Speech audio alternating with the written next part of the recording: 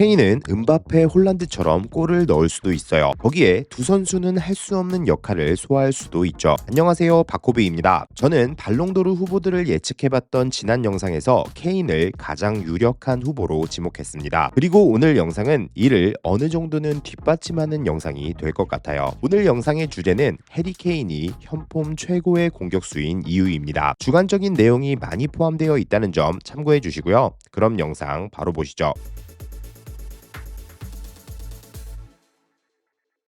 케인 활용법.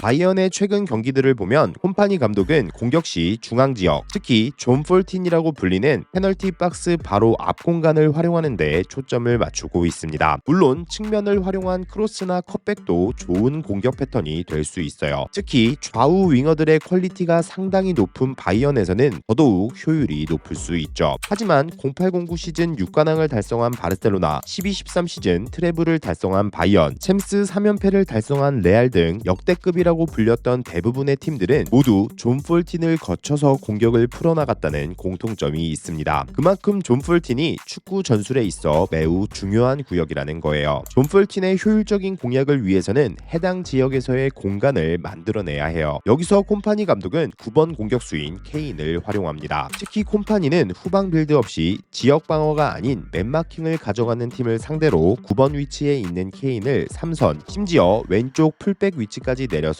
압박을 풀어냅니다. 그러면 상대 감독들은 센터백 한 명을 케인에게 붙이는데 이는 케인이 볼을 받더라도 쉽게 돌아서지 못하게 만들려는 의도입니다. 하지만 이런 경우 센터백의 기존 자리, 즉 존 폴틴에 공간이 생기고 케인과 바운스 패스를 주고받던 수비수는 그 공간으로 롱패스를 찔러 넣는 거죠. 이때 좌우 윙어들이 해당 지역으로 침투하며 순간적으로 3대3 상황을 만들어 쉽게 득점에 성공합니다. 그렇기에 바이언의 포백은 모두 롱패스 성공률이 좋은 선수들로 구성되어 있습니다. 그리고 이는 콤파니 감독의 전술과도 연관이 있다는 거죠. 또한 콤파니는 상대의 강한 전방 압박 상황에서 케인이 내려오는 타이밍에 맞춰 포백, 특히 풀백들을 순간적으로 전진시키기도 하는데 이는 상대 수비로 하여금 누굴 막아야 하는지 혼란을 줄 수 있습니다. 맨마킹이 헐거워진 케인은 그대로 돌아서며 좌우로 패스를 뿌려줄 수 있는 거죠. 또한 공을 받은 디아스나 올리세는 의도적으로 드리블하는 시간을 길게 가져가곤 하는데 이는 케인이 파이널 서드로 합류하는 시간을 벌어주기 위함입니다. 또한 콤파니는 케인의 움직임으로 인해 생기는 공간으로 좌풀백인 라이머를 전진시킨다거나 공격형 미드필더를 케인과 함께 내리는 등 다양한 공격 전술을 구사하고 있기도 해요. 이런 바이언 선수들의 변칙적인 움직임은 맨마킹을 걸고 있던 상대의 동선을 꼬이게 하는 효과를 가져올 수 있는 거고요. 그런데 이런 전술은 9번 공격수를 활용한 역습이라는 하나의 공격 패턴이 사라지는 게 아니냐는 의문이 들 수도 있습니다. 하지만 케인은 공격수치고는 발이 빠른 편에 속하는 선수가 아닙니다. 애초에 스프린트를 활용해 뒷공간을 침투하는 유형은 아니라는 거예요. 연계 및 패스 능력.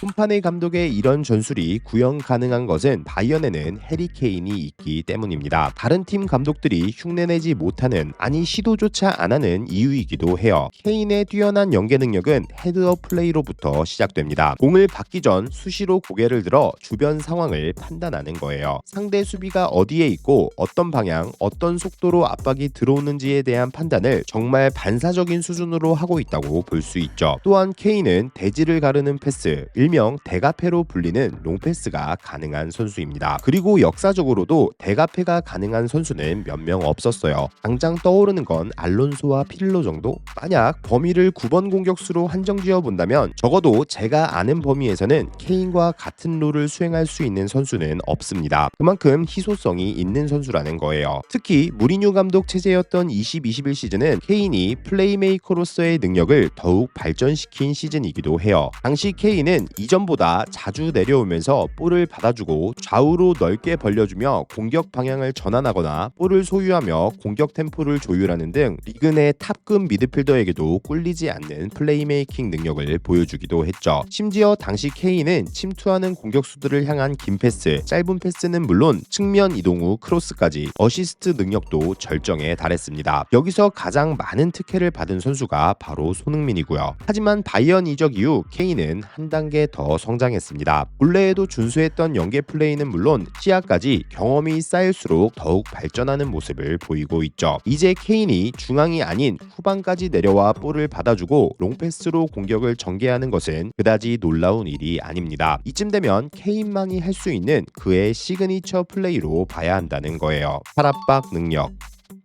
기본적으로 케인은 피지컬이 매우 좋은 공격수 중 한 명입니다. 그리고 그는 상대의 강한 압박을 벗어나는데 자신의 피지컬을 적극 활용하곤 하죠. 화려한 기술을 사용한다는 게 아니에요. 상체를 활용해 볼을 우선적으로 보호하고 몇 번의 터치로 수비수들을 벗겨내는 거죠. 볼키핑 능력 자체가 좋은 거예요. 거기에 케인은 안정적인 볼키핑 이후 수비를 벗겨내고 슈팅이나 패스를 가져가는 타이밍 자체가 빨라요. 심지어 발목 힘이 매우 뛰어나 이렇다 할 준비 자세 없이도 강하고 정확한 슈팅이 가능하고요. 상대 수비 입장에서는 볼을 뺏기도 힘들 뿐더러 슈팅 타이밍을 예측하기도 어려운 거예요. 그냥 미치는 거죠. 페널티킥.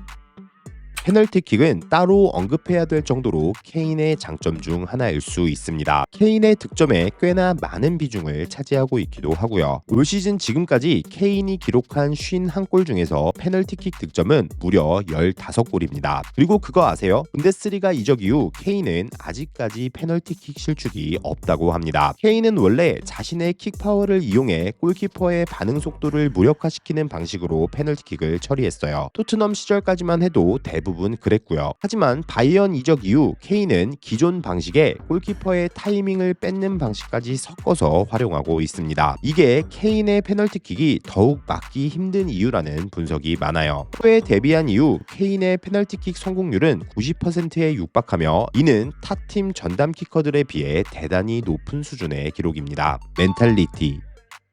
현지 매체가 케인을 평가함에 있어 무조건적으로 언급하는 부분이 바로 그의 멘탈이에요. 특히 잡티 하나 없는 깨끗한 사생활은 그의 최대 장점으로 평가되곤 하죠. 후기에 팀원들과 불화가 없는 원만한 성격, 잉글랜드 대표팀 주장직을 역임할 정도의 리더십은 물론 뛰어난 자기관리와 팬서비스까지 정신적으로도 상당히 성숙한 모습을 보여주고 있죠. 그리고 케인은 기본적으로 성실한 선수입니다. 그의 성실함은 훈련장에서는 물론 경기장에서도 쉽게 찾을 수 있는 부분이고요. 특히 케인은 볼을 뺏겼을 때 공격수라는 이유로 그 자리에 머무르는 것이 아닌 끝까지 따라가서 수비에 가담해주는 모습을 자주 보여주는데 이는 그의 성실한 성격이 가장 잘 드러나는 부분이라고 볼 수 있습니다. 현폼 최고의 공격수.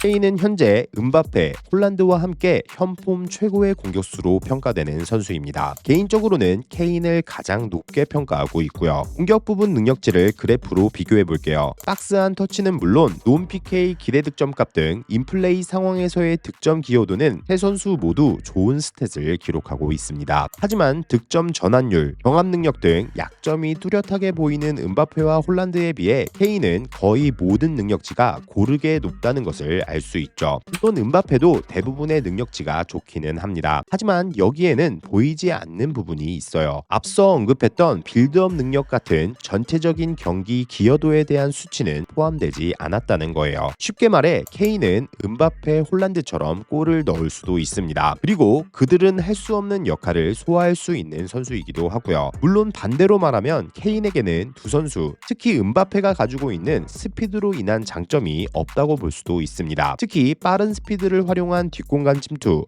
혹은 화려한 발기술로 상대 수비를 파괴하는 크레그로서의 면모는 케인이 가지지 못한 능력이기도 하죠. 그냥 취향 차이일 수 있다는 거예요. 마무리.